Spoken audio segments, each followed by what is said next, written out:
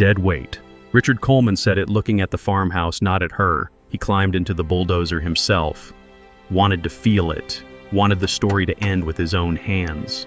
Mary Thompson stood at the property line, dirt-stained hands folded, 100 years of wood trembling ahead of her. The blade lowered, slow and deliberate, savoring every splintering beam. Wood cracked, glass shattered. Dust rose gray against the morning sun.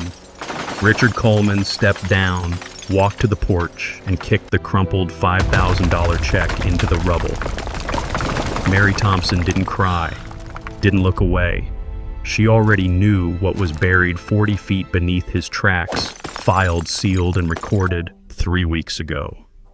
Richard Coleman brushed the dust off his sleeve and... Hold up, he bought the dirt, but he missed the real prize. Let's rewind. The demolition crew never came at dawn.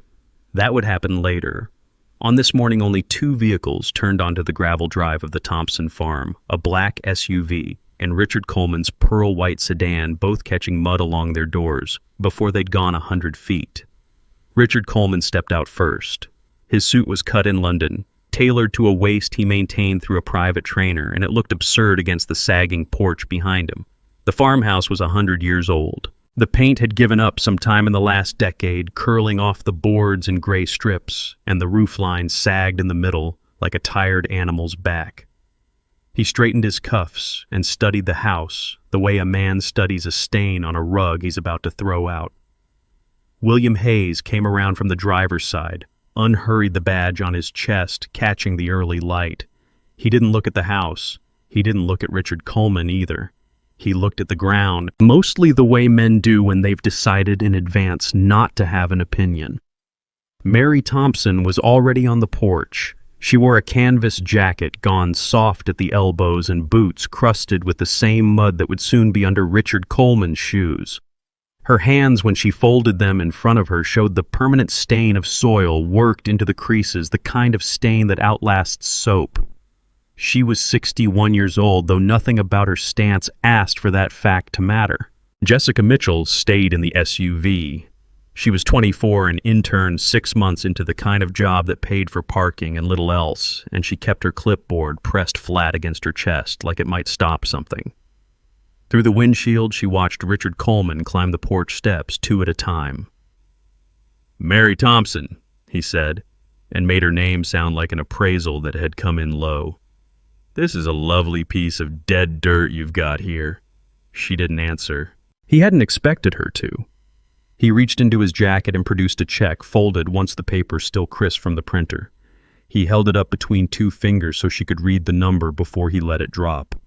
It landed in the mud at her feet, corner down, and sat there taking on water. $5,000, Richard Coleman said. "That's $5,000 more than you or this land are worth. I'd pick it up if I were you. Won't be there long in this weather." Behind him, William Hayes shifted his weight and set his hand near his belt, not on the holster, just near it close enough that the message required no further translation. Mary Thompson would step off her own porch today. The only question left was whether she'd do it walking or being walked. In the SUV, Jessica Mitchell's stomach turned over once hard, like something in her had physically flipped. She thought about opening the door. She thought about what she would even say if she did. She stayed where she was and hated herself a little for it and kept watching. "You could at least thank me." Richard Coleman went on, warming to it now the way men do when no one pushes back. "Nobody else would have touched this place. Go on, go clean toilets somewhere. You'll do better at that than farming." Mary Thompson looked down at the check. The ink was already starting to bleed at the edges where the mud soaked through the paper. She looked at it for 3 full seconds, long enough that even Richard Coleman's smile faltered slightly, uncertain what kind of reaction he was about to get. She didn't get one. She lifted her eyes to his face instead, and there was nothing there for him to work with. Not fear, not anger, something closer to patience, the kind you'd extend to a child who didn't yet understand what he'd just done. It lasted only a moment. Then she turned and stepped past him and walked down the porch steps without touching the check at all. Richard Coleman laughed once short. "Guess she doesn't need it," he said, to no one in particular, already turning to admire the acreage behind the house. the acreage he now considered entirely his own. He didn't watch her go. William Hayes did briefly before looking back at the ground. Mary Thompson walked the length of the drive with her canvas bag over one-shoulder boots, sinking slightly with each step, and didn't look back at the house even once. Half a mile down the county road, past the last of her own fence line, she stopped at the mailbox that served the old bus stop. The blue federal collection box bolted to a post that had been there longer than the paint on her house had lasted. She reached into her bag and drew out a folder. Blue thin, notarized along the seal, worn soft at the corners from handling. She held it for a moment the way a person holds something they've carried a long way. Then she opened the mailbox, set the folder inside, and closed it again with a sound no louder than a door shutting somewhere far off. She didn't check to see if anyone had watched her do it. Nobody had. That was in its way the entire point.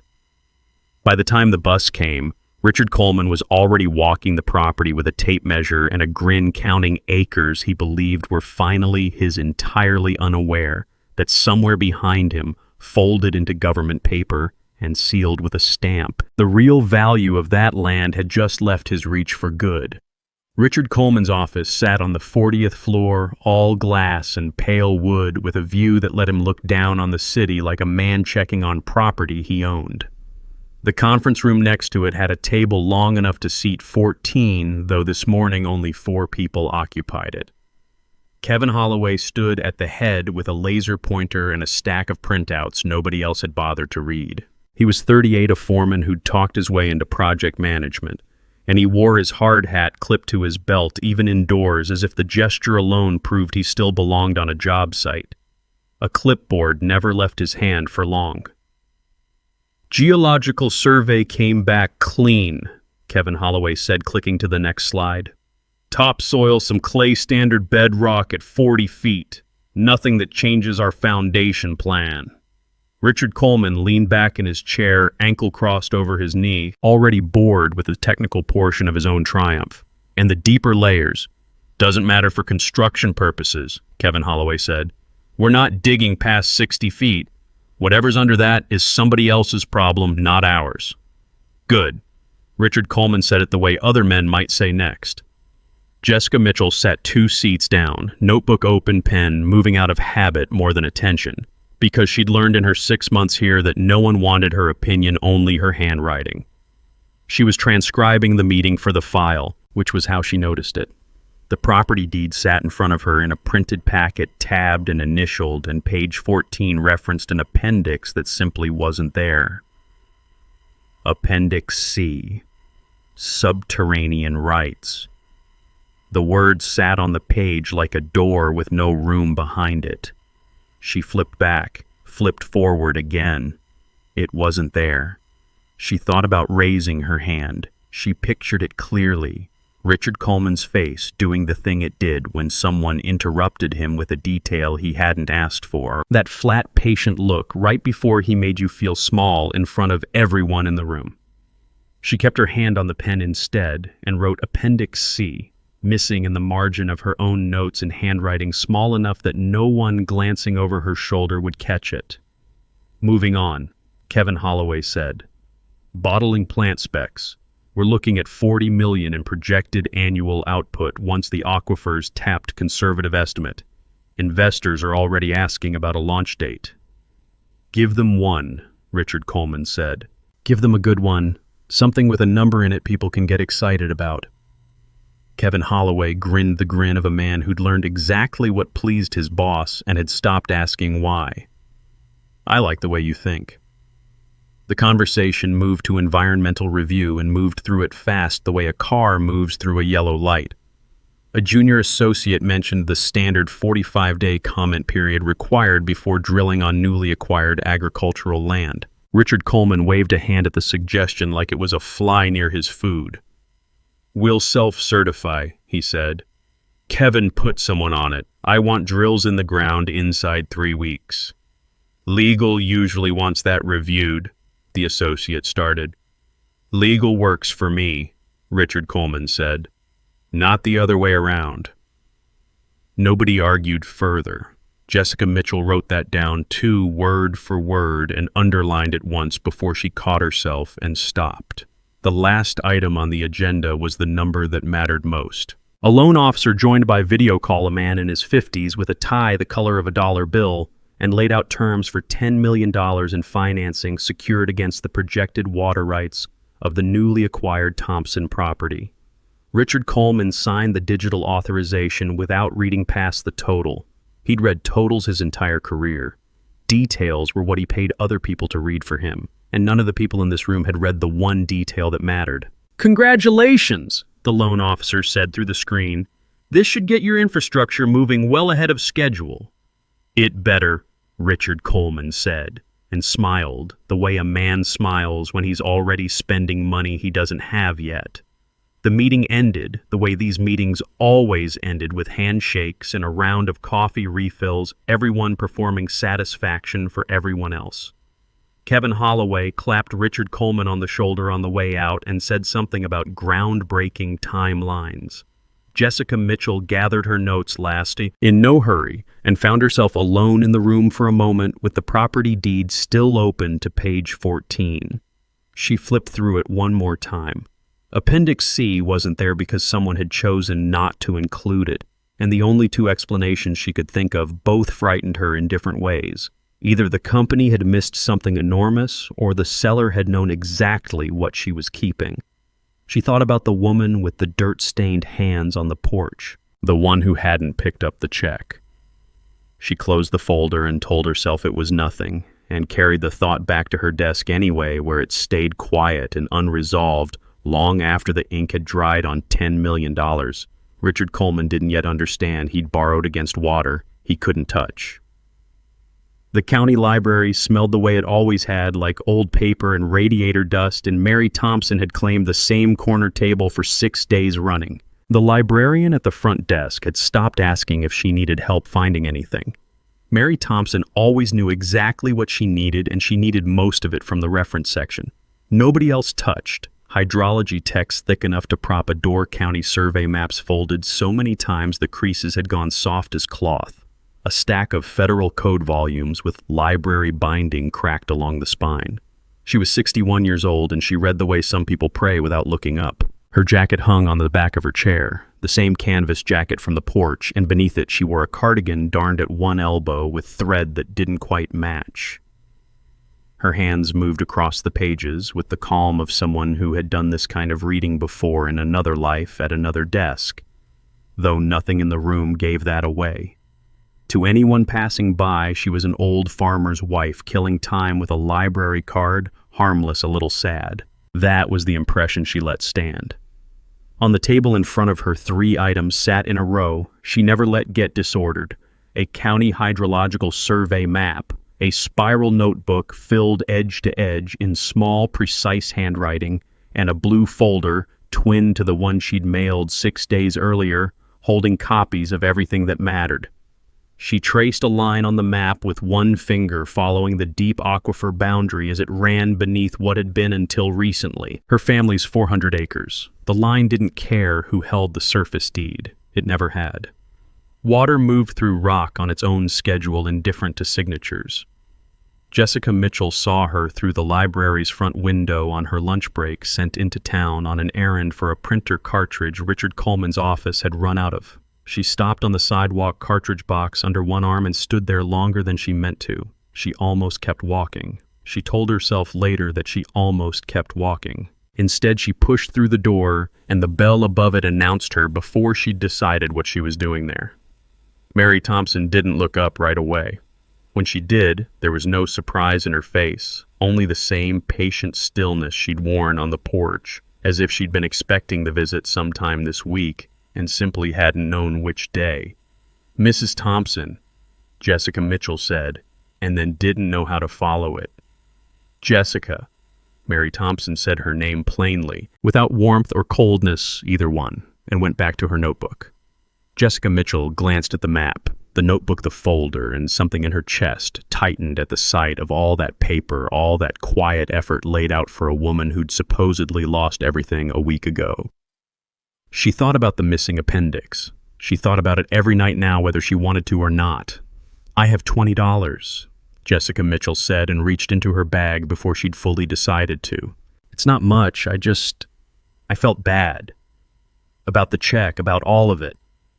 Mary Thompson set her pen down and looked at the folded bills in the younger woman's hand, and then up at her face, and something moved behind her eyes that might have been amusement or might have been something gentler than that. "Keep it," Mary Thompson said. "You'll want it for something better than easing your conscience." "I just thought—" "I know what you thought." Mary Thompson's voice stayed level, not unkind. "You thought an old woman lost her house and needs your lunch money. That's a decent thing to think. It's also not what's happening here." Jessica Mitchell stood holding the $20, unsure whether she'd been forgiven or dismissed, and settled on believing it was somehow both. "What are you doing with all this?" she finally asked, nodding at the table. "The maps, the law books." Mary Thompson looked at her for a long moment, weighing something Jessica Mitchell couldn't see the shape of. "Finishing something I started a long time before your Mr. Coleman ever saw my porch," Mary Thompson said. "That's all you need from me today." It wasn't an answer, not really, and Jessica Mitchell understood she wasn't going to get one better than that. She put the money back in her bag, mumbled something about needing to get back to the office, and left the library feeling worse than when she'd walked in, though she couldn't have said exactly why. Mary Thompson watched her go through the front window, then turned back to her notebook unbothered and picked her pen back up exactly where she'd left off. The library closed at 6. She stayed until 5:40, filing the last of her documentation into the blue folder with the same care she'd given every page before it, closing the separation between what sat on top of her family's land and what ran deep beneath it, a division now fully recorded in federal registries that neither Richard Coleman nor anyone in his glass office had thought to check. By the time she walked out into the evening light, the paperwork was finished. The water beneath the old Thompson acreage belonged in full and in perpetuity to a woman nobody in that boardroom had bothered to ask a single real question. The groundbreaking ceremony drew more people than the town had seen gathered in one place since the county fair, folding chairs set up in neat rows on what used to be Mary Thompson's east pasture, a podium erected where a fence post had stood for 60 years. A banner stretched between two poles read, "Coleman Waterworks, bringing prosperity home." The letters gold against blue visible from the county road. Richard Coleman stood at the podium in a suit even sharper than the one he'd worn to the eviction, a hard hat balanced on his head purely for the cameras since no actual work required it yet. Behind him, a line of yellow drilling rigs sat idling their engines, a low, continuous growl under the applause. Kevin Holloway stood near the equipment with his clipboard, directing the operators through hand signals, clearly enjoying being seen directing anything at all. He traded his usual hard hat for a cleaner one, unscuffed, borrowed from inventory for the occasion. The mayor spoke first, then a state representative, then Richard Coleman himself, and his speech ran long, full of words like vision and legacy and the future of this community, each one landing to another round of applause from a crowd that wanted more than anything to believe someone had finally decided their town mattered. It was near the end of his remarks that Richard Coleman spotted her. Mary Thompson stood at the edge of the public road well outside the roped section reserved for guests, a small figure among the parked cars and news vans. She'd walked there. She wore the same canvas jacket. She held nothing but a phone, an old one with a cracked corner raised, slightly aimed at the drilling rigs behind him. Richard Coleman's mouth curved before he'd fully decided to let it. He gestured toward her, and half the crowd turned to look at what he was pointing at. "Ladies and gentlemen," he said into the microphone, "I'd like to acknowledge someone very special today. That's the former owner of this land right there on the road. I hope she's proud of what we're building on the dirt she couldn't do a thing with." A ripple of laughter went through the seated crowd, uneasy in places, eager in others. Kevin Holloway laughed loudest of anyone, glancing at his boss for approval and getting it in the form of a wink. Mary Thompson didn't lower the phone. She didn't step back either or turn away, though every eye in the crowd had swiveled toward her, the way eyes do toward the person being made an example of. She simply held the frame steady, watching the drilling rigs through the small screen, and kept recording. "Come on up here," Richard Coleman called out, half joking, half cruel, the kind of invitation that expects to be declined. "There's a seat for you if you want to watch history get made." She didn't answer. She didn't need to. The silence she offered back was louder than anything the microphone could have carried, and it seemed for just a moment to catch Richard Coleman off guard, though he covered it fast with another line about progress and pioneers. The ceremony moved on. A large red ribbon was cut with an oversized pair of scissors that had clearly been purchased for this exact purpose and no other. Kevin Holloway signaled the lead operator, and the first rig lurched forward, treads chewing into the soft ground, moving toward the marked drilling site, with the slow, deliberate weight of something that couldn't be stopped once it started. The bit made contact with the first layer of bedrock 40 minutes later, the sound traveling up through the ground in a low shudder that people standing close enough could feel in their shoes. A cheer went up. Richard Coleman raised both fists over his head like a man who'd just won a fight he was never actually in, and the local news crew got the shot they needed for the 6 o'clock broadcast. Mary Thompson lowered her phone only once the rig had crossed fully onto what had been, until 6 weeks ago, the northern edge of her property line, the boundary marked by an old iron stake still half buried in the grass. She studied the screen for a moment, checking the footage, then tucked the phone into her jacket pocket. She turned and started walking back toward the bus stop, unhurried the applause and the engine noise fading slowly behind her. Jessica Mitchell, positioned near the press section with her own clipboard, watched her go and found herself more unsettled by that quiet departure than by anything Richard Coleman had said from the podium.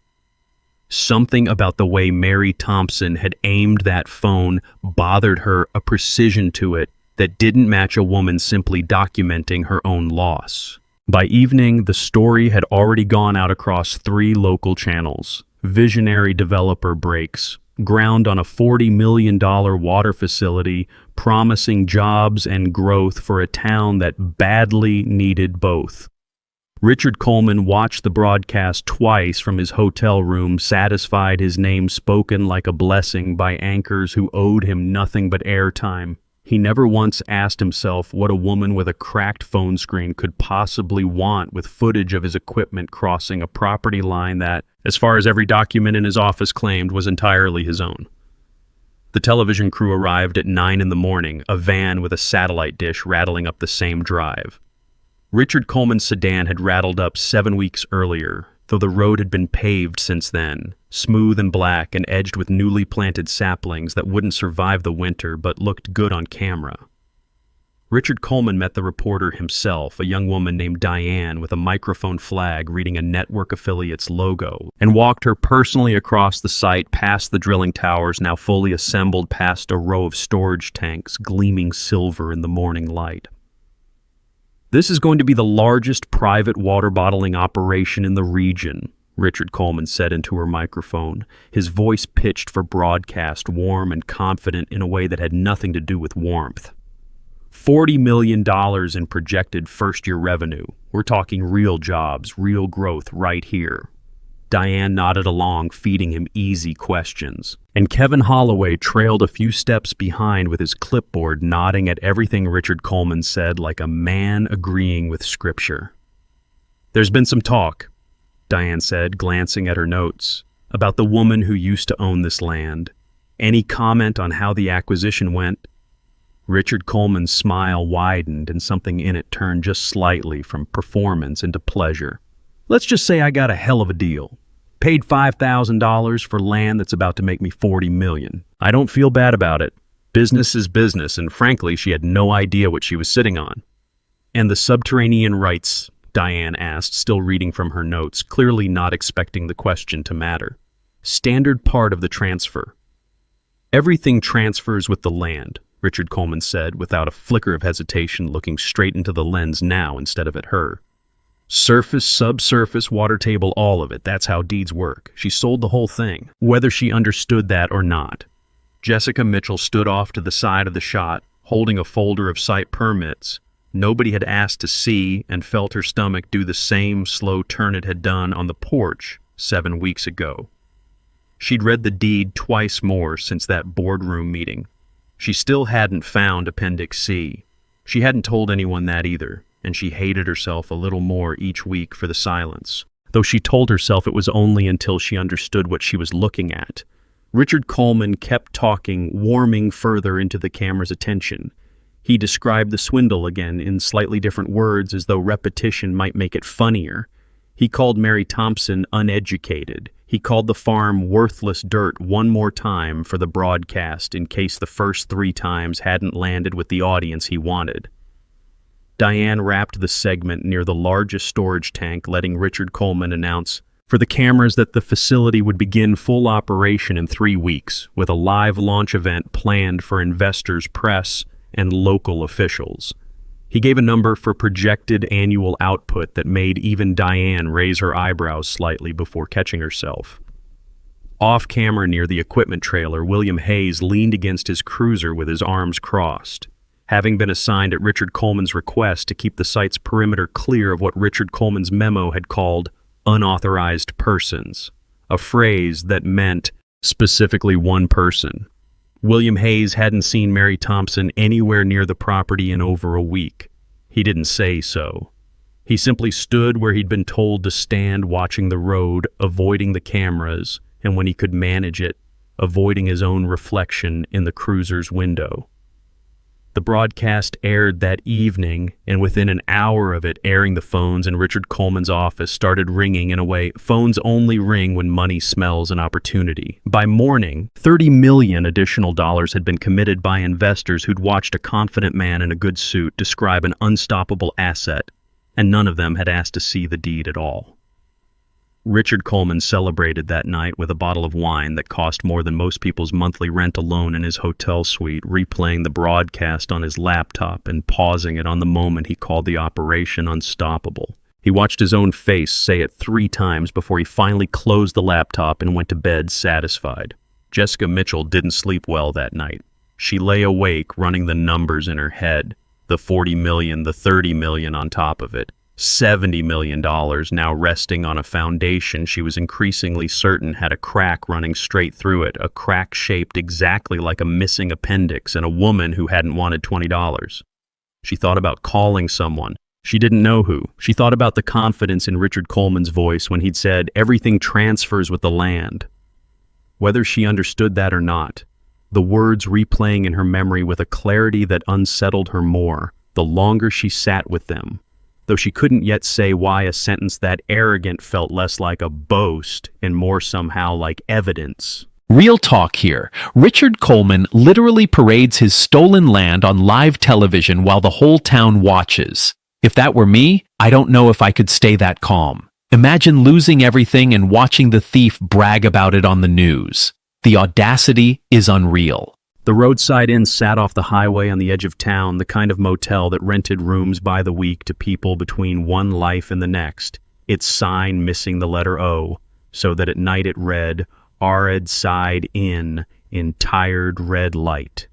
Jessica Mitchell parked her car in the gravel lot around 8 in the evening, 3 days after the television broadcast, and sat behind the wheel for a full minute before she made herself get out. She'd found the room number through the front desk clerk, a bored teenager who hadn't asked why she wanted it.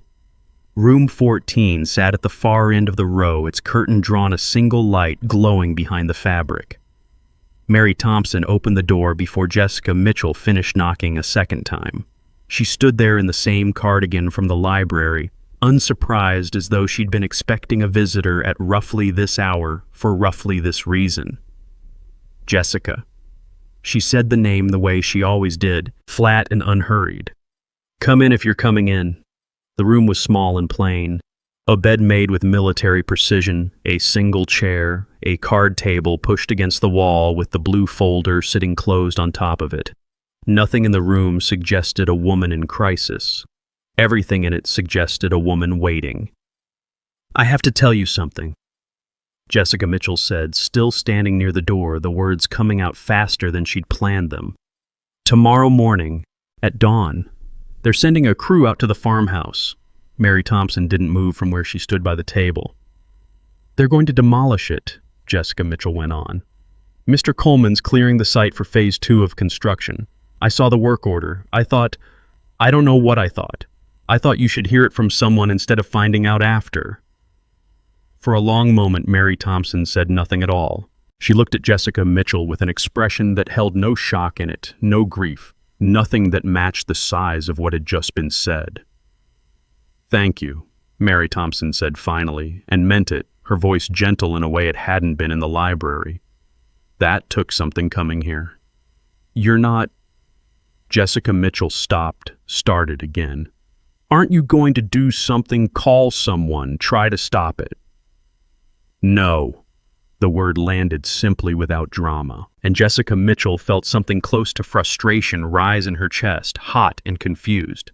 "It's your family's house. It's 100 years old. He's going to knock it down tomorrow and you're just going to let him—" "The house is wood and glass," Mary Thompson said. "It was my grandfather's and his father's before that, and I loved it the way you love anything that raised you. But it isn't what I've spent 6 weeks protecting Jessica. It was never going to be what saved anything." Jessica Mitchell stared at her, searching her face for some crack in the calm, some sign of the fear or fury she'd expected to find and hadn't. She thought of the maps in the library, the law books, the blue folder that had gone into a federal mailbox before this woman had even reached the bus stop on the very morning she'd been thrown off her own porch. "What are you waiting for?" Jessica Mitchell asked, quieter now.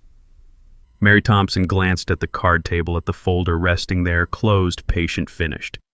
Beside it sat a small calendar, the kind given away free at hardware stores, one date circled in red pen 3 weeks out. She didn't answer the question directly. "You should go home," Mary Thompson said instead. "Get some sleep. Whatever happens tomorrow at that house, it won't change anything that matters." "That's not an answer." "No," Mary Thompson agreed, and something almost like a smile moved at the corner of her mouth. "It isn't."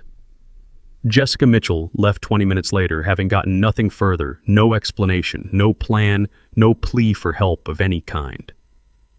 She sat in her car outside the motel for a long while before starting the engine, replaying the conversation, turning it over the way she'd turned over the missing appendix for 6 weeks now, and arriving slowly at the same uneasy conclusion she kept circling back to and couldn't quite name.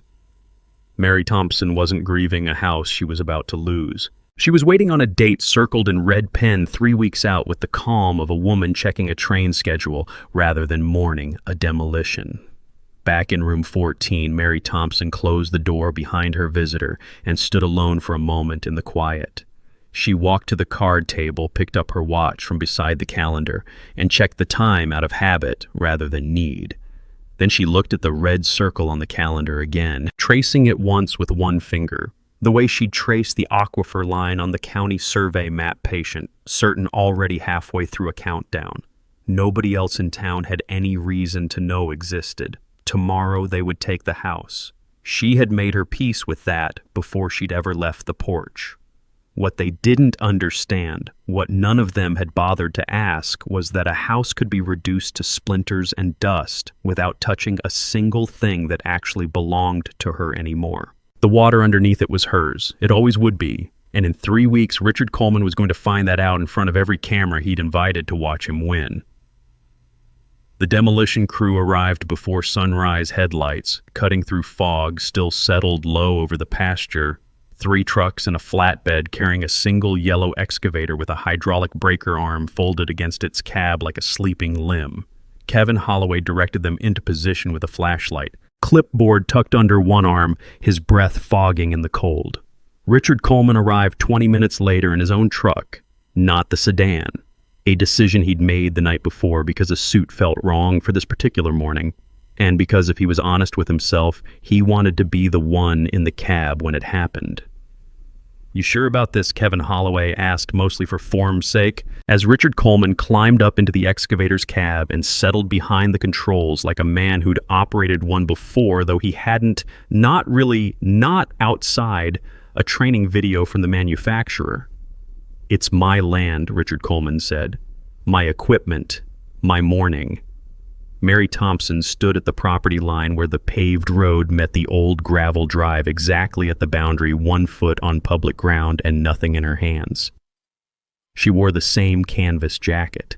She'd walked from the motel before the crew arrived and hadn't spoken to anyone since. The engine caught with a diesel cough and settled into a low idle that carried across the frost-stiffened grass. Richard Coleman worked the controls with the stiff overcorrection of someone learning in real time, and the breaker arm swung wide before finding its line toward the farmhouse's east corner, where the porch boards had rotted through years before anyone had money to fix them. The first strike hit the porch post. Mary Thompson didn't flinch. Wood split with a sound like a rifle shot, sharp and short, and the porch roof sagged a foot before the post gave entirely and dropped the whole structure into the yard in a cloud of old dust and disturbed birds.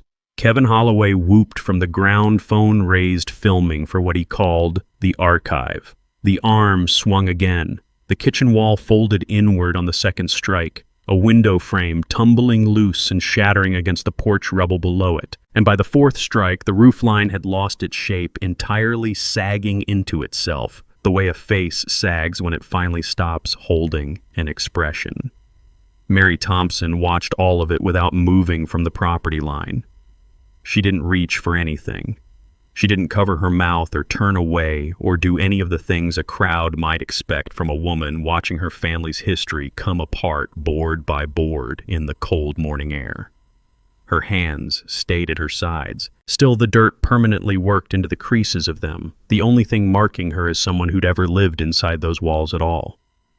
Kevin Holloway kept filming.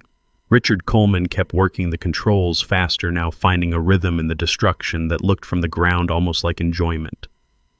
The house came down completely. 40 minutes later, the roof folding into the shell of the walls in a final collapse that sent a column of dust rolling out toward the road, reaching almost as far as where Mary Thompson stood. She didn't step back from it. She let it reach her settle on her jacket, on her boots, on hair she hadn't bothered to cover. Richard Coleman climbed down from the cab once the dust had thinned and walked toward the rubble with the loose, satisfied stride of a man surveying a job well finished. Near the collapsed porch steps, something pale caught his eye against the gray wreckage half buried under a fallen beam. The check. $5,000 still folded, once warped and stained now from 7 weeks of weather, left exactly where Mary Thompson had let it fall on the morning he'd thrown it at her feet. She'd never picked it up. She'd never cashed it either, though the money had sat there in the mud and then, apparently on the porch itself, untouched for 7 weeks. Richard Coleman nudged it with the toe of his boot. He kicked it into the rubble. It disappeared beneath a splintered board without ceremony, without comment. The last physical trace of Mary Thompson's presence on that property folded into the wreckage of the house that had raised 3 generations of her family. He didn't say anything to her. He didn't look at her either, standing at the edge of what used to be her own driveway, watching the last of the dust settle over ground that had belonged to her people for 100 years, and now belonged on every piece of paper he'd ever bothered to read to him. Mary Thompson turned and started walking back toward the road. She didn't look back at the wreckage. She'd already said her goodbye to that house the morning she walked off the porch with mud on her boots and a folder in her bag, and nothing about watching it collapse had changed anything she'd already made peace with. What Richard Coleman didn't understand, standing in the wreckage of a house he believed had erased the final trace of a woman he'd humiliated twice now, was that the ground beneath his boots held something he'd never once thought to check. He'd crushed the wood. He'd crushed the glass. He'd ground 100 years of memory into splinters and called it progress. The water was still hers. It had never once belonged to him, no matter how many boards he broke to prove otherwise. And in 3 weeks, standing on a stage in front of every camera he'd invite to watch him celebrate, he was going to learn exactly how little the house had ever mattered. The morning of the launch arrived clear and bright, the kind of sky that photographed well, and by 9 o'clock, the site that had once been Mary Thompson's north pasture had been transformed into something closer to a stage set than a construction zone. White folding chairs stood in rows facing a raised platform. A banner 3 times the size of the one from the groundbreaking stretched between 2 cranes. Coleman Waterworks in gold letters 12 feet tall. Camera crews from 4 networks had set up along the perimeter, their trucks parked in a neat row like a fleet waiting for orders.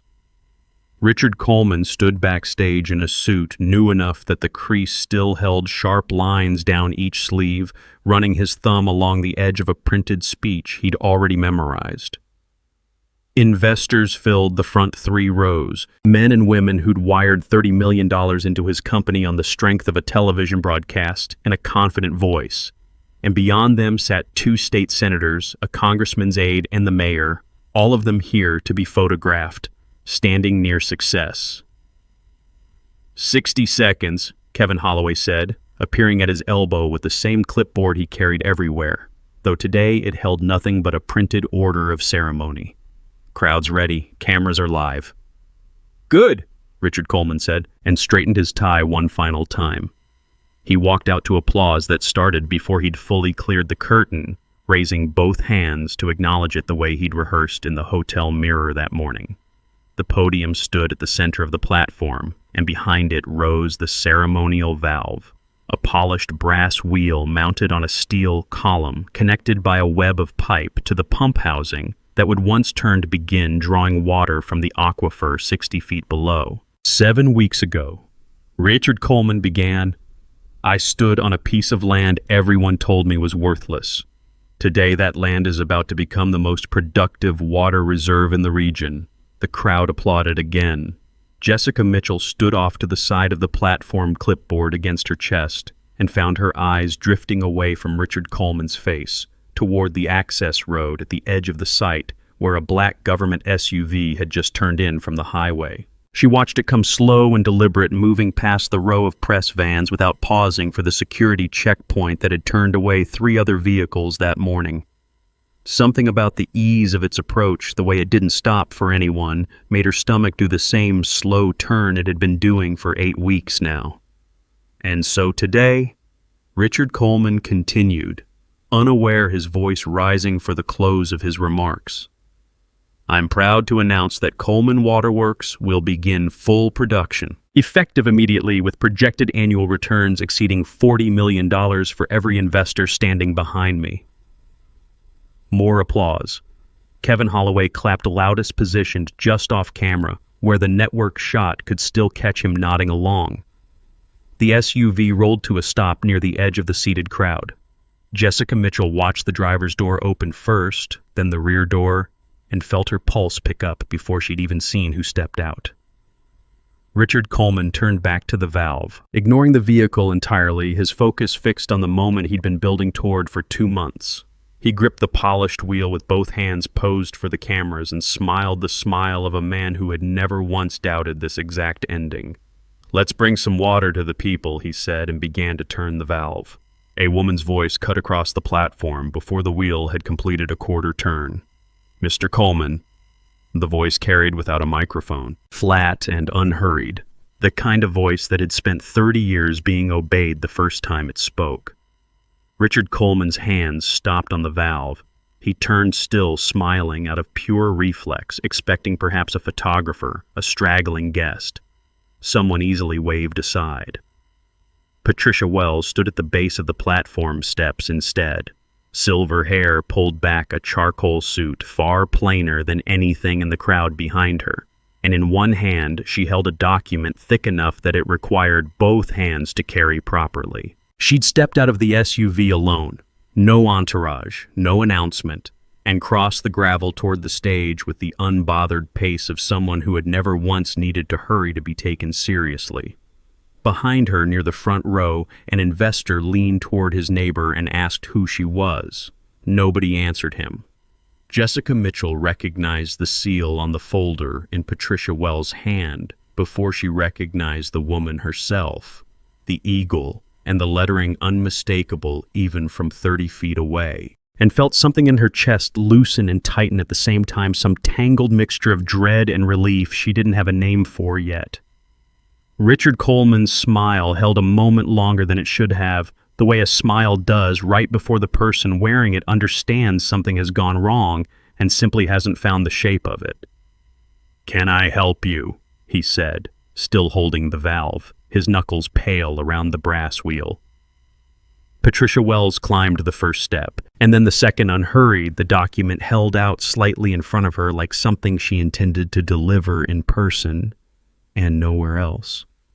The applause had already died.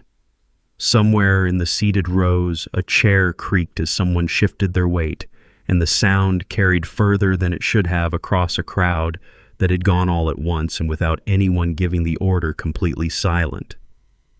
Patricia Wells reached the top of the platform steps and stopped a few feet from the podium, close enough now that the cameras swung to catch her without anyone directing them to.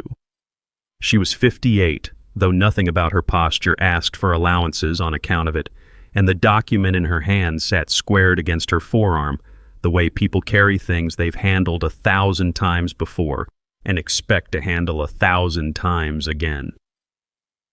"Ms. Wells," Richard Coleman said, recovering his voice, though his hands hadn't yet let go of the valve. "I'm going to have to ask you to step off this stage. We're in the middle of a launch event." "I'm aware," Patricia Wells said. "That's why I'm here." "This is private property," Richard Coleman said louder now, playing to the cameras the way he played to everything. "You'll need an appointment or a warrant or—" "I have an injunction," Patricia Wells said, "from the Environmental Protection Agency halting all pumping and extraction operations on this site, effective immediately pending a federal review of subterranean water rights." The word injunction moved through the seated crowd like a draft through an open door. Somewhere in the third row, an investor stood halfway up before sitting back down, uncertain what a person was supposed to do with his body during a moment like this one. "That's absurd," Richard Coleman said. "I own this land, every inch of it. Surface, subsurface, water table, all of it. I said as much on television 8 weeks ago." "You did," Patricia Wells said. "I watched the broadcast." Something in the flatness of her voice made Kevin Holloway, standing just off the platform, lower his clipboard for the first time that morning. "Then you understand the situation," Richard Coleman said. "I bought this property outright. Whatever paperwork you think you're holding doesn't change that." Patricia Wells opened the folder in her hands, blew thin at the seams from handling, and drew from it a single document bearing a federal seal at the top and a registration date 8 weeks old, filed the same morning Richard Coleman had dropped a check into the mud at a woman's feet. "This is a subterranean rights registry filing," Patricia Wells said, reading aloud now, her voice carrying across the platform without strain.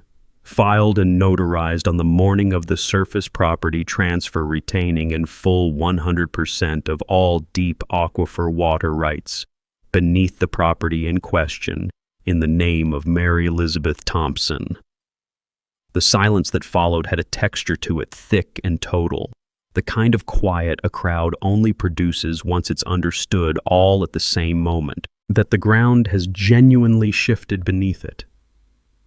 "That's not possible," Richard Coleman said, and for the first time all morning his voice lost its polish. "Everything transfers with the land. That's how deeds work. I said so myself." "You did?" Patricia Wells said again.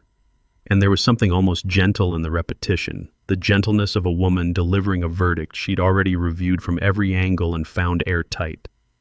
"Unfortunately for you, Mr. Coleman, water rights and surface rights aren't automatically bundled under federal or state law when a seller explicitly separates them prior to sale. Ms. Thompson separated them. Legally. In writing. Before you ever set foot on her porch." Jessica Mitchell felt her knees go slightly unsteady where she stood, the missing appendix from 8 weeks ago, finally taking shape in her mind with a clarity that made the whole morning suddenly reorganize itself around one simple, devastating fact. Appendix C had never been missing by accident. It had been missing because it had never belonged to the deed Richard Coleman signed at all.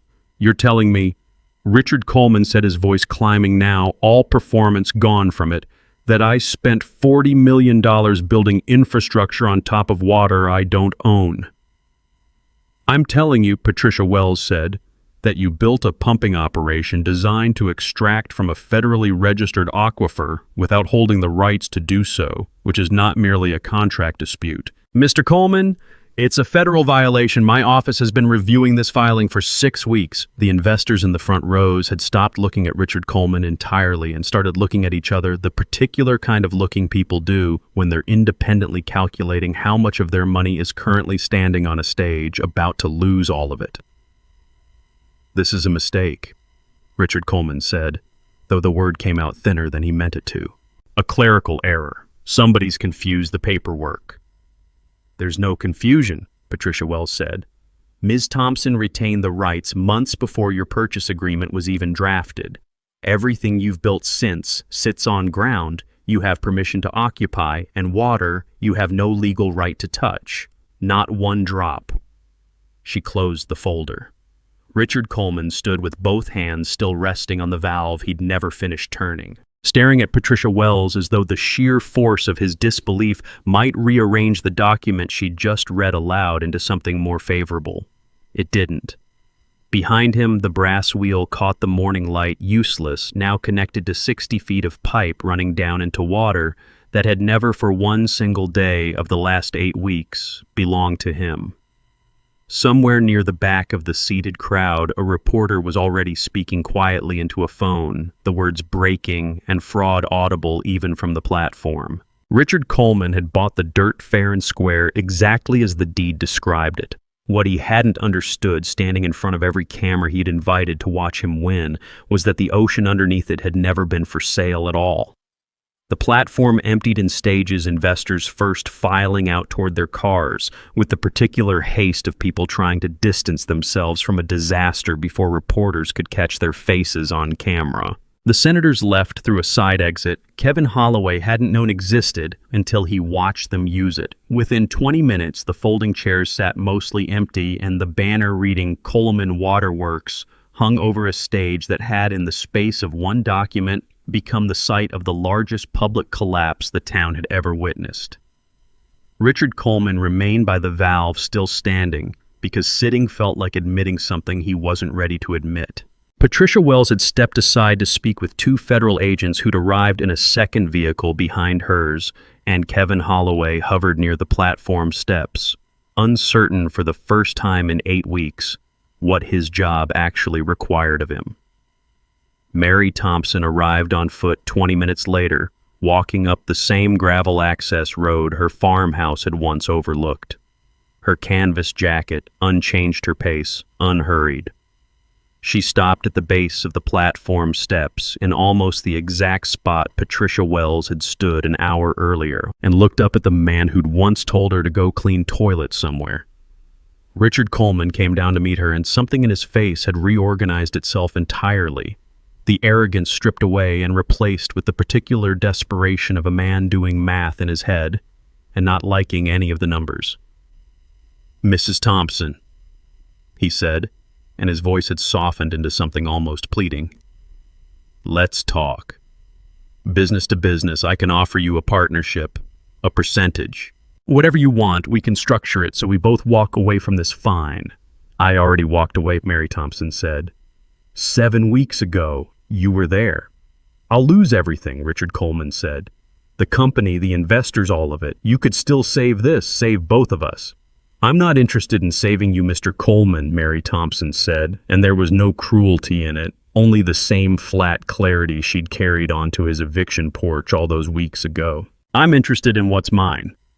Jessica Mitchell stepped forward before Richard Coleman could answer a folded document in her hand that she'd been carrying unopened in her bag since the previous afternoon, when a federal agent had quietly handed it to her outside the office and asked her to make sure it reached Richard Coleman personally. She'd told herself all night she wouldn't be the one to deliver it. Standing here now, she understood she'd never really had a choice. "Mr.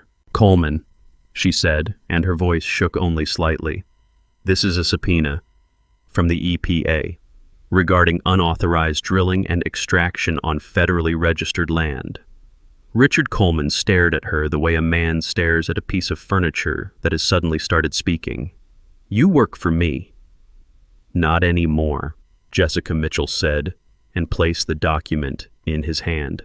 William Hayes arrived on the access road a few minutes later, his cruiser rolling to a stop near the platform with none of the ceremony it had carried on the morning of the eviction. He stepped out slowly, badge catching the same midday light it had caught on Mary Thompson's porch, and walked toward Richard Coleman with his eyes fixed somewhere just past the other man's shoulder. The same avoidance he'd practiced for 8 weeks now turned at last into something with consequences attached. "Richard Coleman," William Hayes said, "I need you to come with me." "You're arresting me." Richard Coleman's voice cracked on the question. "You work for this town. You work for me." "I work for the law," William Hayes said, and there was no satisfaction in it, only the flat exhaustion of a man finally doing the job he should have done from the start. He took Richard Coleman by the arm, and the cuffs closed with a small metallic sound that seemed in the emptied silence of the ceremony grounds, far louder than it should have been. Kevin Holloway watched from the platform steps, clipboard finally set down, and made no move to intervene. There was nothing left for him to direct. The Federal Review moved quickly after that, the way things do once the paperwork has already been sitting complete and notarized for months, waiting only to be read aloud in front of the right people. Richard Coleman's company folded within the quarter, its assets frozen pending fraud charges, its investors left picking through the wreckage of $70 million that had never been secured against anything real.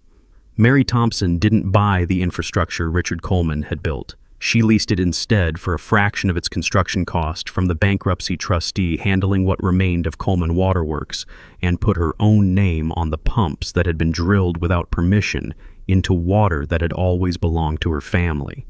The bottling plant reopened 8 months later under a different banner. Smaller, quieter, run by a woman who checked every valve herself before she let anyone else touch it. Jessica Mitchell stayed on with the new operation, the only person from the old company Mary Thompson had agreed to keep, and never once regretted handing over that subpoena, whatever it had cost her that morning to do it.